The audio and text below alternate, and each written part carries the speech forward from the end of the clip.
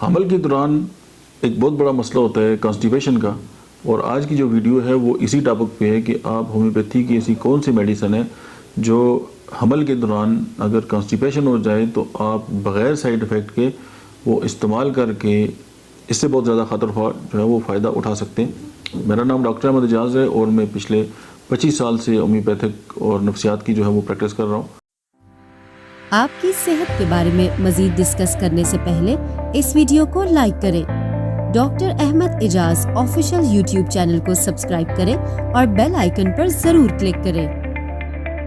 तो डायरेक्ट जो है वो बात करते हैं कि प्रेगनेंसी के दौरान कॉन्स्टिपेशन के लिए होम्योपैथी की one of the best medicine that is bryonia alba. ये हमारे जिस्म में जो ड्राइनेस है उस पर इसका बहुत बड़ा एक्ट है। और सेकंड मेडिसिन जो है वो एलोमीना है। एलोमीना जो है उसकी भी कॉन्स्टिपेशन जो है वो बहुत जो है वो प्रॉब्लमेटिक होती है और कई दिन तक जो है वो खाने की आदत नहीं होती है, और होती भी है तो वो बहुत ही जो है वो जिस तरह बकरी की जो मींगनी होती हैं उस तरह होता है, यानी कि बहुत ज़्यादा प्रॉब्लमेटिक होता है।